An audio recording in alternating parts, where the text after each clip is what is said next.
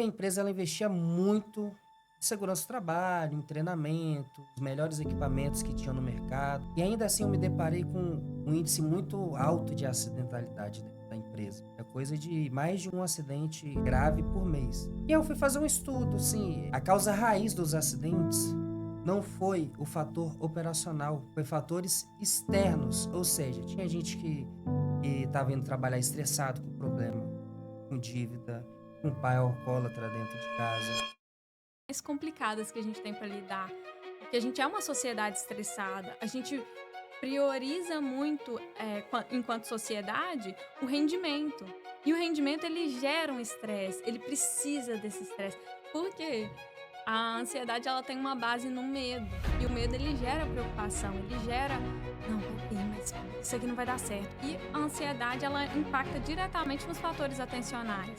A atenção ela tá muito relacionada com essas questões do estresse, a ansiedade, a depressão, de ter sucesso, de ter algo ali. Não necessariamente vai ser um sucesso financeiro ali, envolvido com a carga de estresse, né, nem sempre está relacionado. Só que o estresse ele nos gera preocupações. A preocupação ela é a base da ansiedade. Por que que eu falo que ela é a base da ansiedade? Você já viu um ansioso que não se preocupa com nada?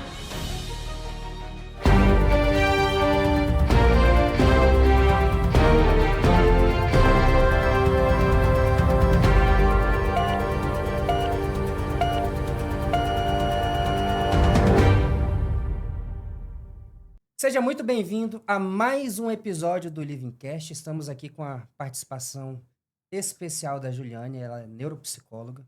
E nesse episódio você vai entender como que funciona a nossa mente. Por que que a gente pensa como pensamos? Você que está indo para casa, indo para a escola ou para o trabalho, esse episódio é para você. Juliane, seja muito bem-vindo a mais um episódio aqui, mais uma participação. A gente está muito feliz você ter aceito o convite. Uma salva de palmas para a Juliane. Muito bom. Juliane, Obrigada. por que você escolheu neuropsicologia? Então, Lucas, a minha história com a neuropsicologia ela começou muito cedo. Antes mesmo da faculdade, antes mesmo de iniciar a graduação, eu já queria trabalhar com algo que investigasse o pensamento humano.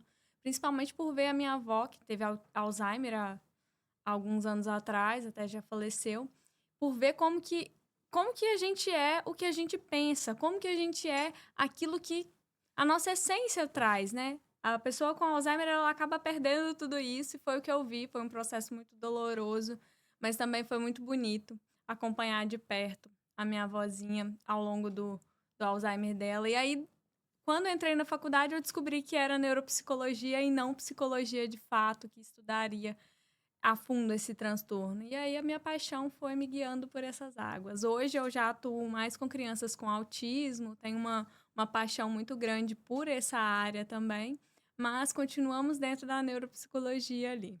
Pô, legal. Muito bom saber a sua história, que por essa paixão sempre... A paixão, na verdade, ela vem por conta de alguma história, algo que a gente vivenciou, e isso é muito bacana. No último episódio, a gente entrevistou algumas pessoas que falaram basicamente a mesma coisa que você, né? Eu também estou na área de segurança do trabalho por marcações pessoais também. Mas, seguindo o fluxo aqui do nosso podcast, desse episódio, eu gostaria de entender assim: no dia a dia, a gente tem um turbilhão de emoções, de pensamentos, e muitos desses pensamentos, eles são pensamentos automáticos, acredito eu. Na verdade, o que influencia os nossos pensamentos, na sua visão? Então, além de ser neuropsicóloga, eu também sou psicóloga em si. Então, minha formação de base me deu alguns conhecimentos dentro da área da TCC, que vai explicar o pensamento com raízes nas nossas crenças centrais, que são de acordo com a forma que a gente enxerga o mundo de fato. E aí, de acordo com cada crença central que a gente tem, a gente vai ter um determinado volume de pensamentos relacionados a essa crença. É muito comum a gente ver 3 crenças centrais ali na clínica, né, que é a crença de desvalor, a crença de desamparo e a crença de desamor. Essas são 3 crenças centrais negativas, mas elas são bem comuns em transtornos de ansiedade, depressão, e elas moldam os pensamentos. Por exemplo, uma pessoa que tem uma crença central de desamparo, ela vai estar sempre pensando: ninguém gosta de mim, ninguém quer ficar comigo, ninguém vai cuidar de mim, na verdade, né? O não gostar estaria mais relacionado à crença de desamor. Que ninguém vai me amar, ninguém é capaz de estar comigo.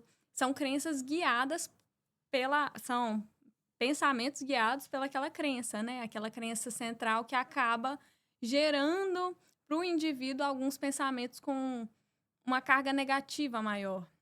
Falando assim dessa questão de pensamentos e tudo mais, a crença ela tá ligada a um padrão ou um padrão tá ligado a alguma crença?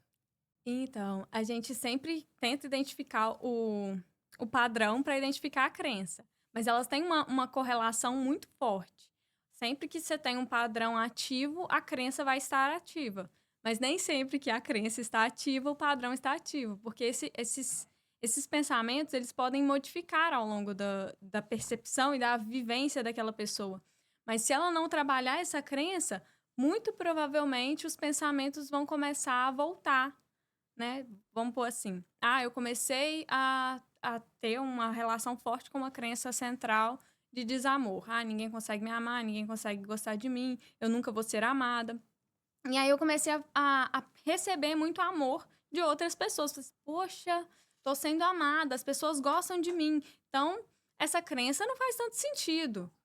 Mas, se eu não tiver dentro do processo, entendendo que aquela crença existe, se eu só falasse, não, é essa pessoa que gosta de mim, é o Lucas que gosta de mim, não é porque as pessoas gostam de mim. O Lucas é uma exceção, ele nem gosta tanto assim de mim, ele é uma pessoa que gosta de mim. Dá pra gente modificar, mas, ao mesmo tempo, essa crença, se ela não for trabalhada, ela pode voltar, né? Ah, não, foi só aquela vez, foi só aquele dia, foi só porque eu falei do jeito que A ele gente sempre está esperava. tentando buscar algo para reforçar os nossos padrões. Seria mais ou menos Exatamente. isso. Nem só os nossos padrões, mas a nossa base ali. A gente tem dentro da neuropsicologia, a gente estuda muito o viés de afirmação. Que é esse viés de afirmação? O viés de afirmação, ele é um viés, né, que a nossa mente tenta levar por onde a gente achava que estava. Por exemplo, ah, eu queria muito tomar um café nessa xícara.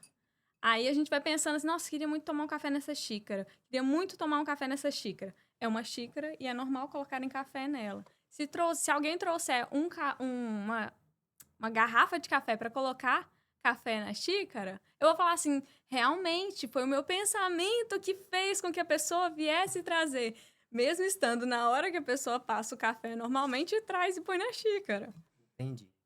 E Não falando sendo assim, necessariamente a nessa vida, questão de né? padrão, seria possível a gente reprogramar alguns padrões mentais nossos? Então, essa questão do reprogramação de padrões mentais depende do que a gente está chamando de padrão. Eu gosto muito de pensar que dá sim para a gente pensar em reestruturação de pensamentos e reestruturação geral da vivência ali. Mas essa reprogramação, ela é exatamente isso? É uma reestruturação desses pensamentos, reestruturação de vivência? Se não for, eu acho que não vai funcionar. Mas se for essa reprogramação, se rever as formas como as crenças centrais ou mesmo os padrões que estão ali. Por que aquele padrão está sempre acontecendo? Por que está tudo ali tão relacionado? Se a gente não conseguir rever aquilo, eu acredito que não mude. É, não é só identificar um padrão para reprogramá-lo. A gente precisa entender o porquê que aquele padrão está se repetindo. É muito mais isso, do meu ponto de vista, né? Do que eu já vi dentro da psicologia ali. Mas, enfim. Bom, falando de padrões mentais, aí algo que me veio na mente agora é o seguinte: por que será que é tão difícil mudar um hábito? Eu vou dar um exemplo, tá? Sim. Já tem um ano, graças a Deus, eu tô bem consistente na academia. Tô assíduo. Eu viajo muito, independente do estado, da cidade que eu tô, eu vou pra academia. Só que no início foi muito difícil. Eu sempre falava, poxa, segunda-feira eu vou. Chegava na segunda, poxa, não vou. E eu ia empurrando com a barriga, empurrando com a barriga. E se eu parar para pensar assim, quando que eu mudei o hábito, eu não sei responder. Mas eu sei que foi muito difícil. Eu lembro de todas as vezes que deu errado, né? Depois que começou a mudar esse hábito mesmo, vai ali certinho. Aí eu fico curioso para saber por que é tão difícil a gente mudar alguns hábitos. Bom, essa pergunta eu vou tentar responder com uma aula que eu tive lá no início da faculdade sobre o processamento cerebral lá, processos básicos. A gente tem processamentos que são automáticos e tem processamentos que são controlados. O que é isso? Processamentos automáticos são padrões. A gente desenvolve e automatiza. Dirigir um carro, por exemplo, para você que dirige, não é uma coisa difícil. Para mim, que ainda não tirei carteira, é um processo controladíssimo. Eu tenho que prestar atenção em várias outras coisas. E isso nos leva a conseguir fazer mais coisas ao mesmo tempo, esses padrões automatizados. Como a gente tem essa tendência a automatizar, é muito difícil a gente ir para o controlado. Ir na academia pela primeira vez vai ser um processo controlado. Conforme você vai indo várias e várias vezes, vai tendo várias experiências similares, aquilo vai deixar de ser um processo controlado para começar a ser um processo automático. O caminho da sua casa para a academia vai começar a ser um caminho que você faz sem ter que ficar pensando muito. Ah, eu tenho que virar para a esquerda ou para a direita, eu tenho que subir a escada ou eu fico aqui nesse andar. É diferente de quando a gente tem que estar. Só vai. A gente nem pensa que tá fazendo, só vai. Só, não, nem sei como é que eu cheguei aqui, no final das Verdade. contas. E eu reparo que o nosso cérebro insiste muito em puxar a gente justamente para esses padrões automáticos. Será que seria porque o nosso cérebro ele tende a economizar o máximo de energia possível? Exatamente. É uma forma de economizar energia. Senão, se a gente gastasse tanta energia toda vez que a gente fizesse uma única coisa, tipo, por exemplo, um bebezinho, quando ele está aprendendo a falar ou a engatinhar, ele vai gastar uma energia imensa para fazer um movimento, para tentar ficar em pé, ou para abrir a boca e fazer o som sair. Ele vai gastar muita energia e vai ser muito difícil para ele. Se a gente não automatizasse esses processos, a gente não conseguiria evoluir no sentido da fala, do andar, do dia a dia mesmo. Seria muito mais difícil, né, para essa evolução acontecer. Eu, eu lembro que eu fiz um TCC, na época, foi numa empresa de mineração de rocha ornamental, lá em 2017 para 2018. E aí eu vi que a empresa ela investia muito em questões de segurança do trabalho, em treinamento, os melhores equipamentos que tinham no mercado. E ainda assim eu me deparei com um índice muito alto de acidentalidade dentro da empresa. Tipo, é coisa de mais de um acidente grave por mês. E eu fui fazer um estudo, assim, o meu trabalho, ele é muito a parte humana do negócio, entendeu? Sim. Eu tento ligar a técnica à humanização do processo. E aí, converso com um, converso com outro, fui fazendo algumas investigações, eu percebi que a causa raiz dos acidentes não foi o fator operacional, foi fatores externos, ou seja, tinha gente que estava indo trabalhar estressado, com problema, com dívida, com um pai alcoólatra dentro de casa. E, e aí eu percebi que eu estava no caminho certo, porque eu estava olhando para as pessoas, eu estava tentando cavar um pouco mais fundo para eu entender o que estava fazendo as pessoas a negligenciarem algo que é tão importante para elas, que é a segurança do trabalho.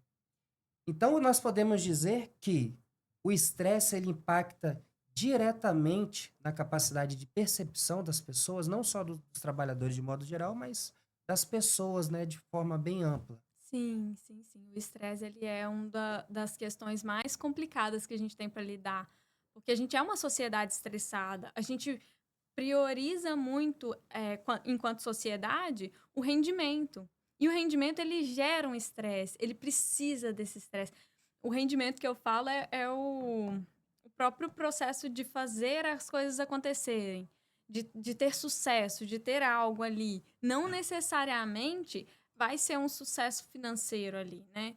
Envolvido com a carga de estresse, né? Nem sempre está relacionado. Só que o estresse, ele nos gera preocupações. A preocupação, ela é a base da ansiedade. A- Por que que eu falo que ela é a base da ansiedade? Você já viu um ansioso que não se preocupa com nada? Não vê. Por quê? A ansiedade, ela tem uma base no medo. E o medo, ele gera preocupação, ele gera... Não, peraí, mas isso aqui não vai dar certo. E a ansiedade, ela impacta diretamente nos fatores atencionais. A atenção, ela está muito relacionada com essas questões do estresse, a ansiedade, a depressão. É igual eu falo lá na clínica, quando eu vou começar alguma avaliação, se a criança tá ali, parecendo tá desatenta, mas ela tá ansiosa, tem queixa de depressão na família, ela não consegue ficar fora da tela. Então, a gente não tem uma criança necessariamente com falta de atenção. A gente tem uma criança que Super estimulado. tem vários estímulos, exatamente. Eu acredito que a sociedade moderna, atual, a era moderna que nós estamos, ela está o tempo todo tentando roubar a nossa atenção. Então, a gente tem lá o feed. Você tá ali no Instagram, você tá aqui. Quando você vai ver, você perdeu 30, 40 minutos da sua vida, entendeu? Então, isso causa muita ansiedade na gente. Você vai lá e posta um vídeo, daqui a pouco você vai, poxa, quantos stories eu tive, quantas curtidas, quantos views, quantos comentários. E aí a gente vai para o campo profissional. Você tem que entregar resultado a qualquer custo. E muitas vezes o custo é muito alto. Muitas vezes não. Estatisticamente, o custo ele tem sido muito alto, porque ano passado tem um dado que quase 500.000 de trabalhadores foram afastados de suas atividades por transtornos mentais. Então, isso é algo muito sério, né? E aí, falando nisso, de até onde a forma como a gente reage está sendo decidida através desse superestímulo. Por que que eu falo isso? Porque, assim, pensamento gera sentimento. Sentimento vai gerar uma emoção ali. E baseado na emoção, talvez eu vou ter um comportamento que pode ser bom ou ruim. É mais ou menos essa analogia, não sei se eu fiz a analogia certa, Chegou bem mas, próximo. mas me explica um pouquinho como que isso funciona, essa interação. O que você explicou é parte da conceituação cognitiva. O que que é a conceituação cognitiva? Também é de base da análise do comportamento. Beck vai ter lá os estudos dele que vai explicar bem melhor do que eu, mas era mais ou menos isso. A gente tem a situação, o evento que acontece, que ele vai desencadear na gente uma emoção, que vai gerar um pensamento, e esse pensamento vai ser a base para nossa, o nosso comportamento. Isso. E aí, com isso, a gente consegue. A gente tem uma tríade ali, né? Que tem a situação, o que está acontecendo, mas também tem o que você faz diante daquela situação e a emoção que você teve, a emoção que foi gerada. Se você consegue modificar qualquer parte dessa tríade, você consegue um outro resultado. E não sei como que era a pergunta, me esqueci agora. Não tem problema não. Eu perguntei assim, até que ponto Ah, o nosso pensamento ele impacta naquilo que eu decido? então. Basicamente, o nosso pensamento, ele vai impactar 100% naquilo que a gente decide. Não é só o pensamento, mas ele vai impactar bem diretamente. Ele faz parte ali da tríade que sustenta os comportamentos dos seres humanos, né? Segundo autores da TCC. Não é só a área que eu tenho 100% de afinidade. Eu amo, Sim. adoro, estudo muito, mas não é a área que eu sou especialista nisso, nem nada do tipo. Então, eu vou focar num pensamento específico. O pensamento positivo, ele teria um fundamento científico? Então, Porque tem pessoas, tipo assim, minha mãe, um abraço pra você, tá, mãe? Minha mãe, ela pensa da seguinte forma: nossa, ó, vai guardando comida, porque o caos vai vir, vai estar a gente saqueando o supermercado e não sei o quê. Minha mãe, tipo assim, ela vai de 0 a 80, né? Bruno tá ali nos bastidores, ele sabe como é que é. Então, até que ponto é científico ou não essa parte do pensamento positivo? Então, o problema do pensamento é que a gente não consegue ter metodologia para fazer uma pesquisa robusta de fato. Eu não Aham. consigo ter ciência de fato do que você está pensando é o que você está me falando. Se o que está saindo da sua boca é de fato o que você tá me falando, não consigo ter esse controle. Mas sim, existem estudos que comprovam que esses pensamentos positivos, inclusive na Expo Life tinha uma médica apresentando sobre gratidão, falando sobre o sentimento de gratidão e como que ele modifica a forma como você faz as coisas no seu dia a dia, como você percebe, até mesmo como isso pode gerar bem-estar. Tem muitos estudos falando sobre isso, só que toda a área desse pensamento, do pensamento em si, é muito complexa, porque como que eu vou investigar se aquela pessoa está tendo aquele pensamento de fato todos os dias? E aí a nossa base de pesquisa não fica tão, como eu posso dizer, tão precisa, exatamente. A gente não consegue precisão de fato. Mas sim, tem muitas pesquisas falando sobre esses pensamentos positivos, sobre o quanto que isso tem um impacto interessante no nosso dia a dia, o quanto que o pensamento negativo, o quanto que pensar que as coisas vão dar errado. A gente tem o viés de confirmação, como eu comecei a É. falar. E aí, a mínima coisinha que der de errado ali, você já vai falar assim, realmente, eu estava certo, deu errado. Da Aí mesma sim, forma. por que será que o pensamento negativo ele sempre grita mais alto que o positivo? A gente sempre tem um pezinho para falar, poxa, mas sempre no mais. Por que será que isso acontece? Então, Lucas, como você falou sobre a nossa sociedade, a gente está ali nessa coisa, a gente tem uma sociedade que é um pouco ansiosa. Sim. E essa ansiedade nos gera preocupações. Essas preocupações que fazem a gente pensar no mais, no e se.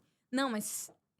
Ah, deu certo isso daqui, mas lá não deu tão certo assim. Não foi tão legal quanto eu achei que seria. Sabe? A gente tem essa questão. E é muito daquilo que eu falei também do viés de confirmação, que a gente tem a base de pensamento ali, que ela tende a ser um pouco mais negativa como forma de nos proteger até de certas ocorrências. A É, ansiedade, ela é positiva em alguns sim. casos. O estresse também, em alguns casos. Por exemplo, se a gente vai para academia, a gente tem um estresse ali, mas é um estresse bom. Exatamente. É o caso da ansiedade. Se eu não tivesse ansiosa para estar aqui hoje, eu não teria saído de casa mais cedo, porque eu enfrentei um trânsito. Eu Sim. me enfrentei o trânsito. Nunca tinha enfrentado aquele trânsito na minha vida. E ainda assim consegui chegar a tempo, conseguimos estabelecer aqui tudo que deu certo. Mas por quê? Porque eu consegui me preparar antes, porque a ansiedade falou mais alto naquele momento. A gente consegue, dá pra gente treinar o nosso cérebro para ele focar assim mais no positivo do que nas questões, nos aspectos negativos, porque eu digo assim, se acontecer 10 coisas boas, isso eu tô falando do Lucas, se acontecer 10 coisas boas comigo no dia e acontecer uma ruim, a que aconteceu de ruim vai apagar, parece que passou uma borracha assim, eu esqueci de tudo de bom que aconteceu, aí eu fico remoendo, nossa, meu Deus, aquilo e tal, eu fico remoendo, a gente consegue treinar pra gente focar mais na questão positiva da vida, porque a vida é como uma montanha russa. E a gente não pode só focar quando a gente tá lá embaixo também, né? É isso que gera, às vezes, uma sensação de pré-depressão. Eu falo pré-depressão porque não é todo depressivo que vai estar nesse estado. Mas a grande parte das pessoas que têm depressão, elas têm esse estado de só olhar os pontos negativos, só ver as coisas ruins que aconteceram. O que a gente costuma pedir no consultório? Para listar as coisas que aconteceram no dia. Todas elas, independente de se for positiva ou negativa. Que a gente vai ter parâmetro para depois racionalmente analisar. Mas espera aí, aconteceu 10 coisas hoje, só uma foi ruim. Não, tá errado, meu dia foi maravilhoso, sim. E aí, conforme a gente vai trazendo para racionalidade, para a gente conseguir discutir com a gente mesmo, vai ficando mais fácil tentar reproduzir os padrões positivos. Não é que vai funcionar 100%, é igual eu falei. Não dá para a gente controlar 100% das pesquisas clínicas, então a gente não tem tanta ciência de fato falando robusta, né? Falando sobre essa questão dos pensamentos. A gente tem muita pesquisa, a gente estuda muito, mas controlar que a amostra ela tá falando a verdade ou não, a gente Até ainda porque o, não o, o conseguiu. pensamento ele é muito subjetivo, Exato. entendeu? E o sentimento ele é muito subjetivo. Eu posso chegar pra você e falar assim, poxa, Juliane, você me falou me magoou. Mas você não consegue mensurar porque você não está dentro de mim. E aí entra numa questão bem interessante. Vou ir para um outro viés agora. É, empatia. Muitas pessoas falam assim: empatia é eu me colocar no lugar do outro. Mas eu não consigo me colocar no seu lugar porque eu não tive as experiências que você teve, as lutas que você teve, a visão de mundo que você tem. Então, assim, aí você me corrige se eu estiver errado. Empatia seria eu entender a situação que você está passando, independente do que seja, e eu respeitar isso. Eu respeitar o seu momento. Seria mais ou menos. Tô indo Sim. pela linha certa? Eu concordo muito com essa afirmação que você trouxe, que sim, é mais esse respeito que a gente tem pela situação que o outro está vivendo, pelo processo que ele precisa passar sozinho. Tem muito disso também. Dentro do consultório, a gente tem ali as coisas que a gente precisa fazer, mas 90% ali vai ser mais o paciente. A gente pode até querer que ele faça, mas se ele de fato não quiser, a gente não consegue ganho, seja na terapia cognitivo-comportamental, seja na psicanálise, seja independente da abordagem que o terapeuta estiver usando naquele momento, não vai funcionar se a pessoa não tiver de fato ali, tipo, se ela não quiser de fato que aconteça. Então é muito disso também, né? É muito do quão disposto e o quão respeitoso está sendo para Sim. aquela pessoa. E aí, Eu acredito muito que a nossa memória, ela prega algumas peças na gente. Vou dar um exemplo. Um exemplo. Eu aconteceu alguma situação comigo, eu discuti com alguém, né? Discuti com alguém e aí eu vou ter aquele sentimento de momento e depois, pelo menos acontece muito comigo, aquela discussão ela não tem o peso que tinha antes. Muitas vezes, não sei se talvez eu fico fantasiando alguma coisa diferente, eu coloco e falo, não, mas aquela pessoa ela não falou aquilo de modo a me atingir. Talvez foi uma crítica construtiva e vice-versa também, o oposto também é verdade, né? E aí eu queria saber até que ponto a nossa memória é confiável, porque de vez em quando eu fico dando umas viajadas assim, poxa, será que foi aquilo mesmo? E aí passa mais 2 dias depois, eu mudo completamente a visão, porque eu vou lembrando de alguns elementos que ontem eu não lembrei, por exemplo. sim, sim, sim. É muito comum que essas coisas aconteçam. Quando a gente tem alguma questão envolvendo emoção, o que acontece? A nossa memória, ela precisa das emoções para ela funcionar. Ela tem um processamento ali também de aquisição, armazenamento e recuperação dessa memória, que é a base da memória em si, que ela traz muito essa questão das emoções como um forte demarcador para fazer o armazenamento dela, sabe? Tipo, se eu tô vivendo uma situação muito emocionante, a chance de eu conseguir armazenar essa memória é muito maior do que se eu tô vivendo um momento neutro. Então, na hora que a gente se lembra do acontecido, vem junto a emoção que a gente estava sentindo ali na hora. E às vezes a gente fala assim: peraí, racionalmente falando, eu estava muito estressado naquela hora e eu gritei com aquela pessoa, mas ela não fez uma coisa tão errada assim. Talvez ela tenha feito, sei lá, pisou no meu pé sem querer, ela estava distraída com outras coisas. Realmente a gente vai pensar nisso. Que no momento que a gente está vivendo, a gente não vai ter pensado. E aí, por saber disso racionalmente, a gente começa a duvidar do que a gente se lembra.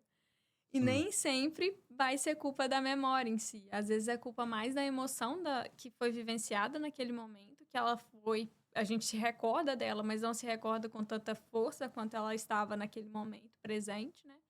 Bom, fiquei com muita raiva, porque pisou no meu pé e arrancou minha unha do pé. E aí a pessoa fica, claro, possessa. Mas depois que passa, você fala assim, nossa, mas a pessoa nem viu que pisou no meu pé. Ela nem percebeu quanto ela pôde me machucar. Então a gente vai e acaba realmente tendo essa dualidade de visão. Só que essa memória, ela não necessariamente vai estar errada. Só que tudo na vida tem mais de uma interpretação. Tem mais de um ponto de vista. E às vezes as pessoas que tendem a ser um pouco ansiosas ou que têm alguma questão como o TDAH, que faz a gente ter um pensamento um pouco mais acelerado, e hoje em dia a maioria das pessoas já pensa acelerado mesmo, que a maioria das pessoas tem essa questão da ansiedade em si, a gente acaba tentando rever o que estava acontecendo e repensar, nossa, mas será que eu fiz certo? Será que eu fiz errado? Isso é muito comum hoje. Ficar revisitando essas memórias e a gente acaba tentando ressignificar algumas coisas. Algumas coisas a gente consegue ressignificar para bem, outras a gente ressignifica para mal mesmo. A gente começa a colocar, não, mas espera aí, essa pessoa, além de pisar no meu pé, ela foi grosseira comigo na hora que chegou, ela me esbarrou em mim, nem pediu desculpa. Realmente, não foi legal. Esse pisão no meu pé que arrancou a minha unha. Eu tenho razão de estar com raiva dessa pessoa. Eu tive razão de ter gritado com ela, vamos pôr assim. E realmente não é uma pessoa que eu vou querer no meu convívio mais. E aí essa ressignificação para mal também pode acontecer. Sim, entendi. O ambiente falando dessa questão de ressignificação e tal, o ambiente de trabalho, ele tem muitos conflitos, muitos conflitos. Por quê? Todo mundo tem um ego e muitas vezes a gente, em vez de aprisionar o ego, a gente fica alimentando ele. Né? Ele tá bem ali no cantinho e você fica alimentando, alimentando, alimentando. E aí entra muitos conflitos dentro dos ambientes corporativos. Uma, o ego, primeiro ponto. Depois, a falta de comunicação, a falta de empatia, porque eu posso ter pisado no seu pé sem querer. Eu posso não ter percebido. Eu posso estar no dia ruim. Eu posso estar no dia tão ruim que eu me senti bem em pisar no seu pé. Então, tem várias nuances aí. E aí eu tô falando de estímulos externos. E aí, assim, como que a gente pode estar equilibrando, encontrando um equilíbrio mental para a gente ter força para enfrentar o caos que é o corporativo, o caos que é viver. Porque viver, a gente está ali na gangorra, a gente está tentando se equilibrar o tempo todo e nem sempre a gente tem a força necessária, ou às vezes a gente tem a força necessária, mas a gente não sabe aonde buscar essa força. Imagine que a nossa vida é como um armário, tem várias gavetas, certo? E as gavetas são os estímulos e as gavetas também são um antídoto frente a esses estímulos. Como que eu vou abrir a gaveta certa para eu me reencontrar, eu me reconectar com eu mesmo? Você poderia passar para alguns dos nossos ouvintes algum caminho? Então, sobre o caminho certo, eu realmente não vou saber. Cada um vai ter o seu próprio. O que eu gosto de pensar? Quanto à questão do estresse e tentar não ficar tão estressado assim, eu gosto de propor para os meus pacientes, aqueles que trabalham sentados, que eles façam atividades que gerem movimento no seu tempo livre, para que eles consigam descansar de ter passado um dia inteiro sentado, de ter ficado super estressado em cima de alguma coisa. Por exemplo, a gente está aqui em Vitória, maravilhoso caminhar naquele calçadão. O meu paciente que ele senta o dia inteiro para trabalhar e fica o dia inteiro em frente a um computador ou estressado com alguma coisa, o que eu vou fazer? O que eu vou propor para ele? Primeira coisa que eu vou propor: caminhar pela manhã ou pela tarde, ouvindo uma música pelo calçadão ali na orla da praia, vendo o mar. Não precisa nem entrar no mar, mas só de estar caminhando ali perto, no ambiente natural, ajuda muito, muito, muito, muito. Aí o outro paciente já não, ele trabalha andando o dia inteiro, ele não sei, o que ele pode ser, Uber. Mas ele vai ter passado de carro, ele vai estar sentado do mesmo jeito, sendo Uber. Mas, sei lá, alguém que limpa um lugar, né? Uma faxineira ali, vamos pensar ali. Ela tá o dia inteiro em movimento, andando para lá e para cá. Como que tem que ser o descanso dela? Aí ela vai sentar, pode ir pra praia também, pegar a cadeirinha de praia, sentar, esticar as perninhas e ficar lá, lendo um livro, vendo a água passar. Não precisa fazer a atividade física que o outro precisaria para descansar. Ela precisaria de fazer o oposto do que ela faz trabalhando. Eu gosto muito de propor para os meus pacientes exatamente isso. Faça o oposto do que você faz como trabalho para descansar. Seu tempo livre ele vai ser muito mais relaxante e você vai conseguir aproveitar muito mais. Você falou num ponto bem importante: tempo livre, tempo de qualidade. Isso acontece comigo. As pessoas não entendem que o horário que eu trabalho é de 8 da manhã até as 17 da tarde. Eu já recebi mensagem de madrugada, meia-noite, sábado, final de semana. Assim, as pessoas eu vejo que elas, poxa, tem que ter um filtrozinho de vez em quando, né? Ó, vou falar pra você que tá me assistindo aqui. É de trabalho? Não manda mensagem pra mim após as 17 horas, só se for algo muito importante. Porque eu vejo assim, isso é normal. Hoje é normal. Então, quando alguém manda mensagem fora do horário, ou quando alguém da minha equipe manda mensagem fora do horário, eu fico aborrecido, porque eu não gosto. Eu acho que assim, o tempo livre é tempo livre para a pessoa, sabe, fazer as coisas que ela gosta, respeitar o descanso que o nosso corpo pede. Só que, infelizmente, no corporativo, a gente é produtivo se a gente estiver 100% disponível.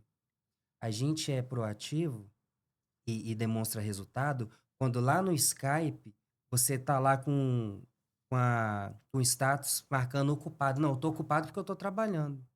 Nossa, Juliana, te mandei mensagem, pô, tava na correria aqui, nem vi. Então a gente tá sempre correndo, tá sempre correndo. E a gente precisa dar uma desacelerada. Isso é muito importante, porque o nosso corpo, até mesmo o nosso cérebro, ele precisa dar um descanso, entendeu? Sim, é sobre isso. O burnout ele tá aí para provar que quem não descansa não consegue prosperar de fato. Em algum momento vai colapsar, porque O corpo nós somos uma cobra. máquina. Exatamente. Exatamente, o corpo cobra. Bom, estamos chegando a mais um final de episódio. Tá uma conversa assim bem enriquecedora. A gente deu para perceber que você assim é bem centrada naquilo que você atua, que você tem conhecimento, de fato, é especialista no tema. Eu gostaria que você compartilhasse um livro, tipo assim, o livro que te impactou muito, um livro que abriu a sua mente para que você possa estar evoluindo, não só enquanto profissional, mas enquanto pessoa também. Pensando aqui livros que eu poderia indicar. Tem um que eu gosto muito, mas não é da minha área e Mas que me não pode ajudou ficar à muito. vontade. É de uma psicóloga junguiana. É aquela Mulheres que Correm com os Lobos Mulheres que Correm com os Lobos, da Clarissa Spínola. Eu Alguma acho que eu coisa já ouvi assim. falar desse livro. Ele é um livro incrível. Ele fala sobre a essência feminina, ele fala sobre como que a gente chega onde a gente precisa chegar, fala sobre questões que não fazem parte do meu estudo de fato, mas os únicos livros que são relaxantes de fato, que eu realmente falo assim, pode ler que é bom o conteúdo, eu tenho certeza que é esse. Os outros livros são muito conteudistas. Os Uhum. outros livros que eu tenho contato são livros tipo Desenvolvimento Humano do Papalho. Então, como que eu vou indicar para alguém ler o livro Aham. de desenvolvimento humano do Papalha? Ou então algum livro de avaliação neuropsicológica. Gosto muito daquele do Leandro Malloy, maravilhoso. Mas, enfim, são livros que não, não, não trazem para pessoas leigas, pessoas que não estão estudando na área, um interesse em ler. Às vezes até poderiam trazer, mas não tanto. Eu gosto muito mais de indicar alguns artigos ali que eu vejo. Eu tinha até um artigo que eu pesquisei antes de vir para o podcast. Depois eu posso enviar, porque eu não lembro o nome. É um, Tranquilo. ele é até em Depois espanhol. eu coloco o nome do artigo fixado nos comentários, aí vocês vão estar cientes. Ótimo. Ele estava em espanhol no site, mas eu consegui baixar ele em português, então é tranquilinho para ler. Não tá em espanhol. Ele é da Unirio. Muito bom também. Depois eu mando lá para você. Que ele trouxe essa questão do pensamento ali. Ele fez um estudo sobre o pensamento e tudo mais. Mas Bacana. E o que você tá achando do Espírito Santo? Você é nova aqui, né? sou Tá nova aqui, vou gostando? fazer um ano Porque ainda. todo mundo fala que o capixaba ele é difícil. O que você tá achando dessa experiência aqui? Eu tô gostando muito. O capixaba, ele não é difícil. Ele é Reservado. reservado, exatamente. Ele é tímido. Mas se você precisa de ajuda, o capixaba vai te ajudar. Eu tive uma experiência no supermercado. Eu tava escolhendo um pedaço de bacon e o bacon não tava lá, aquelas coisas. Aí eu falei assim, tá muito grande. Eu conversando com meu noivo. Aí uma senhorinha que tava do lado, não tinha nem olhado na minha cara, já tava lá tinha um tempão. E aí ela falou assim, olha esse bacon aqui, ele tá muito bom. Eu falei assim, tá mesmo. Aí ela falou assim, depois você congela o resto. Eu falei assim, tá bom, beleza, muito obrigada. Pronto. Tive essa experiência e tive algumas outras desse tipo. Tipo, eu tava perdida dentro da UFES mesmo. Eu comecei a fazer aula especial lá na UFES, né? Eu não entrei no mestrado em si. Eu faço uma disciplina lá, só de desenvolvimento humano. Aí, na hora que eu cheguei lá, a UFES é muito grande, eu tava perdida, não sabia para que sala que eu ia exatamente. Aí chegou uma pessoa também, não sei o nome direito, só vi ali. Aí ele foi e falou assim: Você tá perdida, né? Eu falei assim: estou procurando a sala da Heloísa Molim, que era professora de desenvolvimento humano. Aí ele falou assim: é ali, ó, vem cá que eu vou te levar lá. Mas eu acho que ela não tá dando aula hoje, não. Aí eu falei assim: não, hoje é o primeiro dia da aula dela, ela já tá aí sim. Aí ele foi e me ajudou a achar a sala, mas sumiu também, nunca mais vi. Esse é o espírito do capixaba, ao meu ver. Porque não foi só uma vez que isso aconteceu. Eu recebi a ajuda de pessoas que não me conheciam, que nunca tinham me visto, e que me ajudaram a chegar no meu objetivo final. Só que eles não iam puxar a conversa comigo se eu tivesse tranquila lá. Se eu estivesse fazendo minhas coisas, eles iam deixar eu fazer minhas coisas. Mas foram pessoas. Foi mais de uma vez, não foram só essas duas, mas essas duas foram as mais Mais recentes que eu me marcantes lembro. também. E tipo assim, isso acontece muito aqui. Então, eu acho que o capixaba, ele é gente boa, ele é uma pessoa Mas não é tão gente boa igual o receptiva. mineiro, né? Não, o mineiro carrega a gente no colo. É, a família do meu pai é toda mineira. Eu tenho alguns clientes em Minas, eu tô sempre em Minas, né? E a gente dá para ver que o mineiro, ele é bem acolhedor. Ele é. Só que antes de vir pra cá, eu fui pra Santa Catarina. E lá eles são mais fechados mesmo, eles são sisudos, Aham. sabe? Eles conversam mais sério, às vezes nem respondem a gente, mas é mais fechado mesmo. Aquela coisa de italiano, de alemão, tem muito lá. É muito forte essa cultura lá. E aí eles são mais sisudos, mais fechados. E aí eu acho que o que me fez não achar os espírito santenses, os Capixabas. capixabas, Capixaba. os capixabas tão fechados assim foi isso. Mas o que acontece com o Espírito Santo? Ele é muito ele é numa posição geográfica muito triste para ele. Por quê? Ele tá do lado da Bahia, do Eu lado ia de falar Minas isso agora, tá Gerais vendo? e do lado do Rio de Janeiro.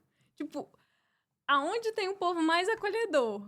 Em todas essas É. regiões. Acho que o que acontece com o capixaba é muito isso, é que ele está inserido na região onde todo mundo é muito simpático. Os parâmetros estão muito aqui em cima. Uma vez eu tava no Ceará e, nossa, tava com carro. E aí eu passei, tava e do nada caiu uma chuva. Chuvão, chuvão, chuvão. Aí só tinha um caminho pra eu voltar. E aí começou a passar um riacho. Falei, bom, vou passar com o carro. Passei com o carro, perdi a placa. Aí, beleza, fui trabalhar e tal. No outro, voltei pro hotel. No outro dia eu voltei percurso de novo. Falei, nossa, cara, o pessoal da Localiza me cobrou acho que R$ 900 pra repor a placa. E eu sei que a placa é 200 e tantos reais. Aí eu conversando com o pessoal, aí um menino da comunidade lá falou: Não, eu vou pular no rio lá, vou procurar a placa. Fizeram um mutirão pra procurar a placa e acharam a placa. Eu até gravei, postei o vídeo e tal. Eu falei assim: Caramba, o pessoal, assim é muito acolhedor. Aí eu. Isso na mesma semana. Eu tava com muita sede, parei na casa da tia lá. Falei: Ô tia, dá um copinho de água. E não, meu filho, vem cá, vou fazer um suco. Ela, mulher, nunca me viu na vida. Abriu a porta da casa dela, eu entrei, comi bolo, tomei café, bebi o suco. Usei a internet e fui embora. Então, assim, o Nordeste, sim, eu gosto muito do Nordeste. Eles são muito acolhedores. Muito mesmo. Da Bahia Sim, ali pra cima é só sucesso. pois é. Eu e meu noivo, a gente conheceu do Espírito Santo, né, pra Ele é baixo. capixaba? Não, ele é mineiro também. Ah, menino. Mineiro também. Só que ele foi pra. A gente foi de Minas pra Santa Catarina de carro. A viagem Nossa. doida da vida. Foram 3 dias na estrada, parando e conhecendo os Aham. lugares, visitando. E realmente a gente percebeu, quanto mais descia, mais sisudo o pessoal ficava. Aí depois a gente fez o processo inverso também, de vir de carro, a gente veio parando, e aí a gente veio para o Espírito Santo. E aí, quanto mais subia, mais caloroso o pessoal era, mais acolhedor eles ficavam. Aí eu falei assim, lá no Nordeste, na Bahia, deve ser também. Agora a É, gente tá... é bastante. Nós estamos pensando no projeto de fazer o processo daqui para cima agora. Já Ir tive alguns parando, amigos que visitando. fizeram. Eu falo isso com minha esposa direto, mas ela não anima, não. Por que não, O negócio dela, gente? dela e do meu filho só quer saber de voar de avião, eu gosto mais de dirigir. Não, o passeio de carro ele é muito gostoso se bem É, aproveitado. Igual eu conheci Curitiba, eu nunca tinha ido em Curitiba. Conheci Curitiba, conheci Volta Redonda. Volta Redonda eu já conhecia, que eu tinha tenho alguns parentes lá, uns sobrinhos do meu pai. Moram lá. E aí eu já conhecia, mas não muito, porque também tinha ido lá muito tempo atrás. A gente parou em São Paulo também, a gente parou em Embu das Artes. E não lembro mais os lugares. Eu sei que a gente foi parando, assim, a gente foi conhecendo lugares novos, pô, pessoas diferentes. Foi bem legal. pô, legal, bacana. Que bom, assim, vocês gostam de viajar, isso é bem legal. Sim. Bom, pessoal, estamos chegando a mais um final de Living Cast. Muito obrigado pela sua audiência. E eu também não posso deixar de dar um zoom para cá. Vem mais um pouquinho, muito bem. Eu não posso deixar de falar sobre a Carnes Nobres. Você quer fazer um churrasco de respeito, um churrasco com qualidade? Então, vem de Carnes Nobres. No mais, eu te encontro, é claro que você já sabe, no próximo episódio.